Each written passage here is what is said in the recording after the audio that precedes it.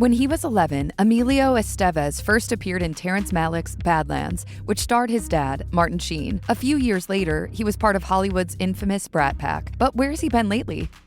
2 years after graduating from high school, Estevez landed the small role of Johnny in Tex, a Matt Dillon film adapted from the novel by S.E. Hinton. It was likely this association that scored him the role of Two-Bit in Francis Ford Coppola's iconic 1983 drama, The Outsiders, which starred C. Thomas Howell, Ralph Macchio, Patrick Swayze, Rob Lowe, Tom Cruise, and Diane Lane. Out of that film, a new generation of stars began to emerge. The following year, Estevez appeared in another film classic, landing the lead role in Alex Cox's 1984 punk epic Repo Man. That film is a wonderfully caustic middle finger to Reagan-era capitalism and normalcy, and it drips with contempt. It's often included on lists of the best films of the 1980s, and Estevez's fierce performance remains one of his best.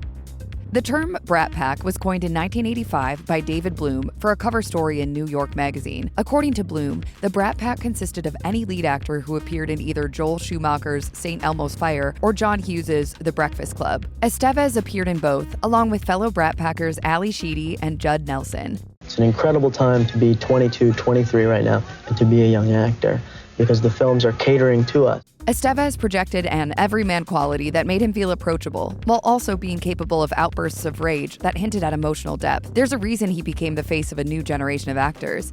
I mean, we're all pretty bizarre.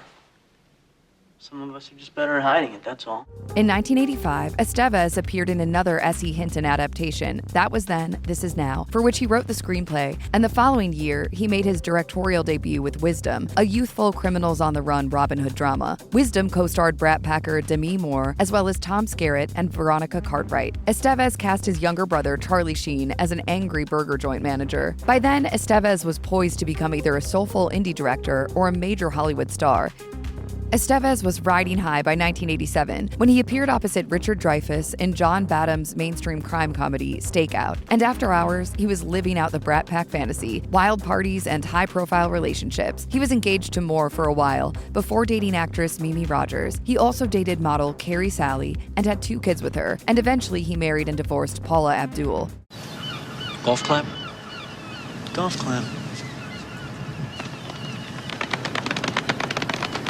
1988 saw the release of the hit film Young Guns, a pop western famous for its action and its unbearably attractive young cast. In addition to Estevez, who played Billy the Kid, the film starred Lou Diamond Phillips, Kiefer Sutherland, Dermot Mulroney, and Charlie Sheen. He followed it up with 1990's Young Guns 2, another hit, with a theme song and a cameo by John Bon Jovi. The Young Guns movies were marketed hard to girls between the ages of 12 and 15 as cute boy movies, and the strategy paid off.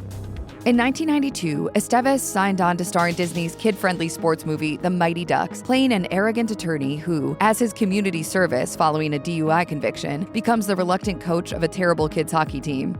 I hate hockey and I don't like kids. The Mighty Ducks got mediocre reviews, and rightly so. It's treacly and full of cliches. Still, Ducks was a success, making $50 million on a $14 million budget, making it ripe for a sequel. And where one sequel is good, 2 are sometimes better. Ducks hatched D2, The Mighty Ducks, and D3, The Mighty Ducks, plus a wholly unrelated animated series about anthropomorphic sci-fi duck hockey warriors in 1996. But The Mighty Ducks signaled a downturn in Estevez's career. He was no longer a wild child. Hollywood didn't know what to do with him. He appeared in the universally panned slapstick comedy Loaded Weapon 1 and the less popular sequel to Stakeout called Another Stakeout. Something had to give. With one last gasp, Estevez appeared in Brian De Palma's mega hit Mission Impossible, but his character dies very early. Hasta lasagna, don't get any on you. After that, Estevez was officially out of the Hollywood mainstream. His Brat Pack pass had expired.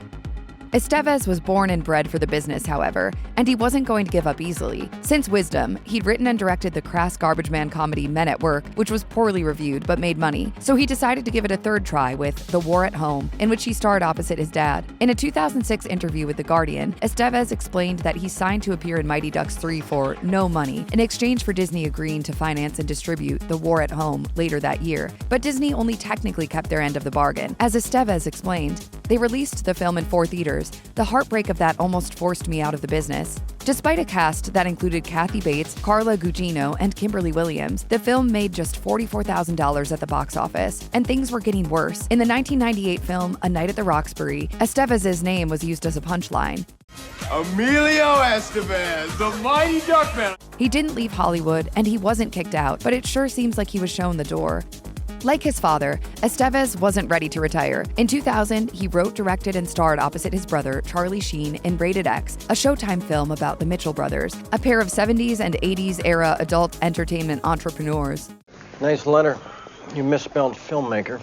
From there, he began to get TV directing jobs, helming episodes of The Guardian, Cold Case, and CSI New York throughout the early 2000s. Then he broke through. In 2006, Estevez wrote and directed the prestige drama Bobby, an ensemble drama about the day Robert Kennedy was assassinated, which received a slew of awards nominations. He followed it up with The Way in 2010, starring his father.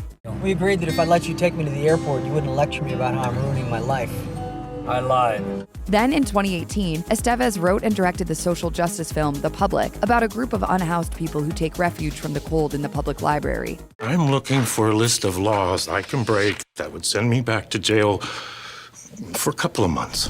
As a director, Estevez has a very laid-back sensibility, handling large groups of actors and interweaving stories with great finesse. His films, however, aren't flashy or celebrity-studded, so they rarely gain a lot of press. And Estevez operates the same way. These days, Estevez remains out of the public eye on purpose.